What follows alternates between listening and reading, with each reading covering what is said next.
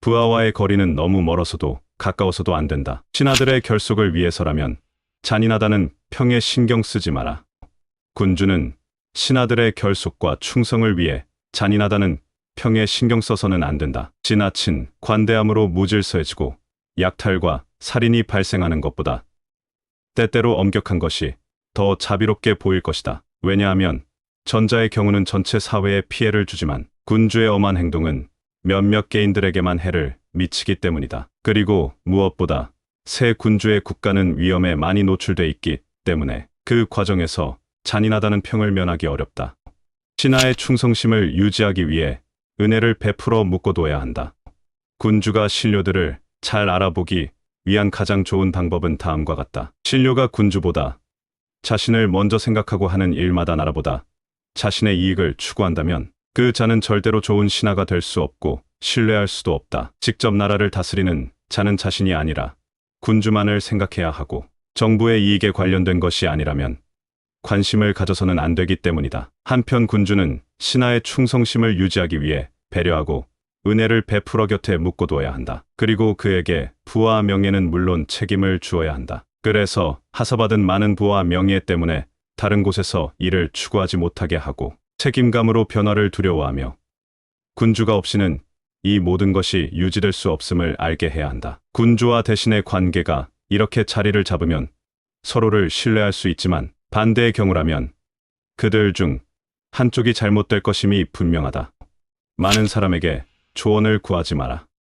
군주는 언제나 조언을 들어야 하지만 남들이 쏟아내고 싶을 때가 아니라 자신이 원할 때만 그렇게 해야 한다. 실제로 그가 원하지 않는 조언을 하려는 사람들을 단념시켜야만 한다. 군주는 폭넓게 질문하고 요구한 문제의 답은 끈기 있게 경청하며 누군가 어떤 이유로 진실을 말하지 않을 경우에는 화도 낼 줄 알아야 한다. 군주가 현명하다는 평을 듣는 경우 자신의 타고난 자질이 아니라 측근들의 훌륭한 조언 덕분이라고 생각한다면 이것은 오해다. 그 이유는 군주가 모든 문제를 비상한 능력을 가진 한 신료에게만 의지하지 않는 한 일반적으로 어리석은 군주는 조언을 잘 받아들이지 않는다고 생각하기 때문이다. 훌륭한 조언자를 만난다면 군주는 도움을 많이 받겠지만 그가 곧 자신의 나라를 빼앗을 것이므로 오래가지는 못할 것이다. 그러나 현명하지 않은 군주가 많은 사람들에게 조언을 구한다면 다양한 의견과 제안들을 어떻게 조화시킬지 모르기 때문에 의견을 통합하기 어렵다. 조언자들은 각자의 이익만을 생각하므로 군주는 그것들을 구별하거나 수정하지도 못할 것이다. 사람은 어떤 필요성에 의해 선해져야 할 경우가 아니라면 본래 악한 면을 가지고 있어 그 반대로 변하기는 힘들다. 따라서 좋은 조언은 어디서 나오든지 간에 모두 군주의 현명함에서 생겨나는 것이지 군주의 지혜가 훌륭한 조언에서 나오는 것은 아니다. 현명한 일부 신하에게만 진실을 말할 수 있는 전권을 부여하라.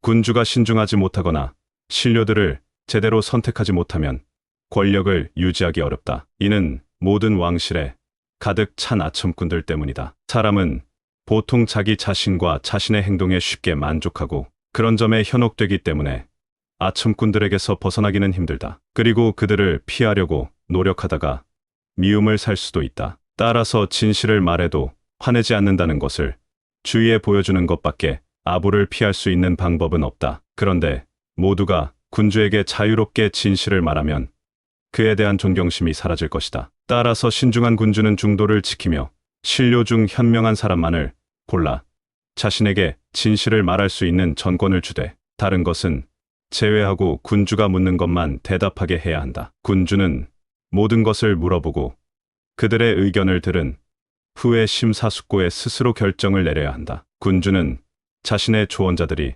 자유롭게 말할수록 더욱 잘 받아들여진다는 사실을 알 수 있도록 처신해야 한다. 또 이들 외에는 다른 사람들의 말을 듣지 말고 합의된 대로 실행하며 자신의 결심을 확고히 해야 한다. 이와 반대로 행동하는 자는 누구든지 아첨꾼들에게 오도되거나 다양한 의견 때문에 결정을 바꿔서 평판이 나빠지게 된다.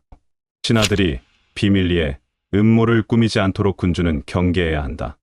신하들의 사적인 문제에 대해 판단할 때 군주는 결정을 번복하지 않음으로써 아무도 그를 속이거나 배신할 생각조차 할 수 없다는 평판을 얻어 권력을 유지할 수 있다. 일상적인 행동으로 이러한 여론을 형성한 군주는 막강한 명성을 얻으며 실제로 훌륭하고 신하들의 존경까지 받는다면 모반하거나 공격하기 힘들다. 군주가 두려워해야 할 것은 두 가지가 있다. 하나는 자신의 신하들로부터 도전을 받는 것과 다른 하나는 강력한 외세의 공격을 받는 것이다. 후자의 경우 그는 훌륭한 군대와 동맹국의 도움으로 방어할 수 있으며 둘 중 한 가지를 갖추고 있으면 다른 것은 따라오게 된다. 또한 대외 문제가 발생하지 않는 한 국내 안보는 음모가 없다면 동요하지 않을 것이다. 만일 군주가 공격을 받더라도 잘 조직된 군대를 보유하고 제대로 다스려왔다면 자신이 항복하지 않는 한 어떠한 공격도 견딜 수 있다. 따라서 군주는 대외적으로 평화로울 때도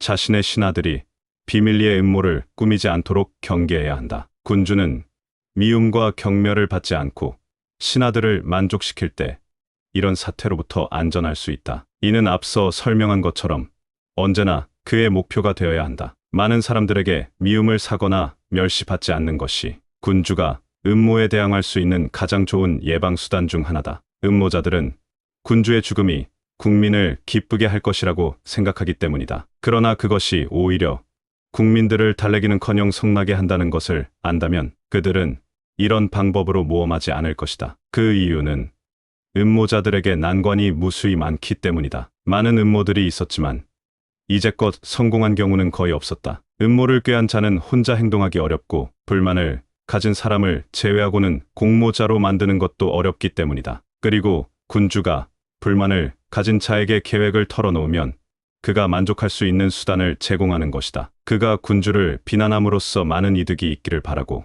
한편으로는 의심과 위험이 있다는 것을 알면서도 이런 방법이 이로울 것이라고 생각한다. 이런 사람이 신의를 지키고 배신하지 않는다면 정말 드물게 절친한 친구가 되거나 그렇지 않으면 철천지원수가 된다.